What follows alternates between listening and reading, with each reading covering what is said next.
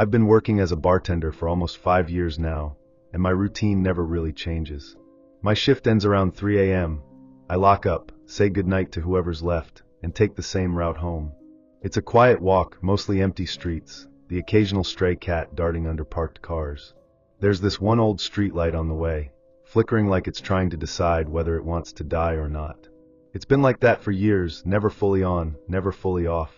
I don't even think about it anymore. But that night, I noticed something different. Someone was standing under it. At first, I didn't really register it. Just a guy, standing there, maybe waiting for a ride or taking a smoke break. But as I got closer, something felt off. He wasn't moving at all. Not shifting his weight, not checking his phone, not even looking around. Just completely still. I felt this weird, instinctive unease, like when you see something in your peripheral vision that doesn't make sense. I slowed my pace slightly, trying not to be obvious, and crossed the street before I reached him. I didn't want to pass directly by him, even though I couldn't explain why. When I was safely on the other side, I glanced back, just for a second. My stomach dropped. He was still under the light, but he wasn't in the same position. He was closer.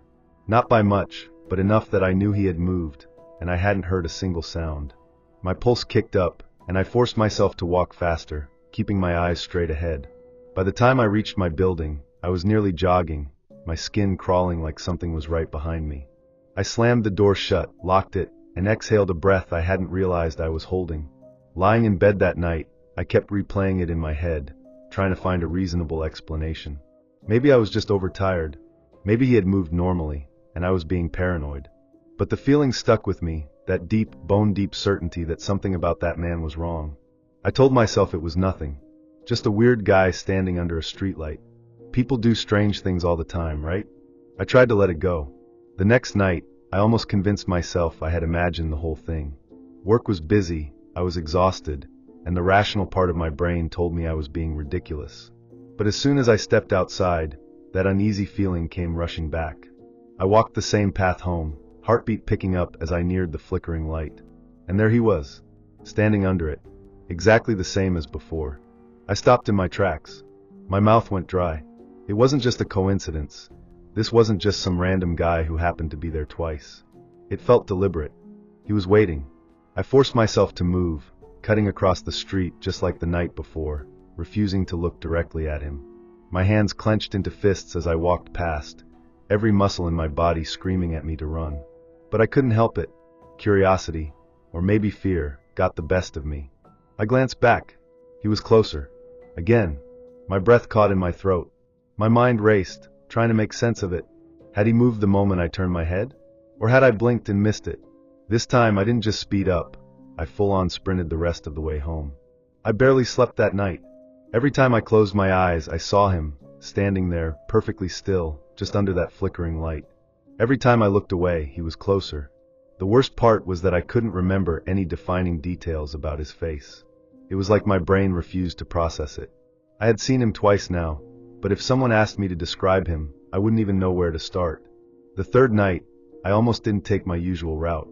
I stood outside the bar for a long time, debating whether to go a different way. But part of me needed to know. I needed to see if he would be there again. So I walked. My breath was shallow, my hands clenched in my jacket pockets. When I turned the last corner, my stomach twisted. He was there. But this time, I knew with absolute certainty, that he was even closer than the night before. I didn't even try to be subtle. I crossed the street immediately, keeping my eyes locked straight ahead. But my legs felt heavy, like I was walking through water. The air was thick, suffocating. I could feel something pressing down on me, like an unseen weight. And then, just like before, I looked back. He was standing on my side of the street. I didn't see him move. I didn't hear footsteps. But somehow, he was closer than ever, his body still frozen in that unnatural stillness. My stomach churned. I bolted. I ran faster than I ever had in my life, my heartbeat pounding in my ears. My apartment building felt impossibly far away, my lungs burning by the time I reached the door. I fumbled with my keys, hands shaking so hard I almost dropped them, and slammed the door behind me. For the next hour, I sat by the window, watching the street below, waiting to see if he had followed me. But the sidewalk was empty. It didn't make sense. I knew he had been right there, just meters away. But now it was like he had vanished the second I was out of sight. The next day at work, I brought it up casually with a coworker, half expecting him to say he had seen the same guy. But he just laughed it off. Probably just some weirdo messing with you, he said. Or maybe you're just sleep deprived. I forced a laugh, but deep down, I knew that wasn't it. This wasn't just some guy. That night, I was determined to avoid him. I took a longer route home, cutting through different streets, doubling back once just to be sure. By the time I got near my building, I was sure I had lost him. I exhaled in relief, already feeling foolish for how much this had consumed me.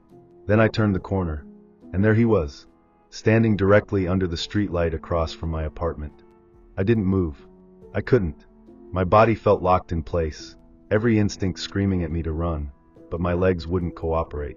He was right there, under the streetlight, just across from my apartment building. The flickering bulb cast strange shadows on his figure, but still, no movement. Not even the rise and fall of breath. He was just standing, waiting. I forced myself to break eye contact and sprinted to my building's entrance. My hands fumbled with the key, slipping once before I shoved it into the lock and threw myself inside.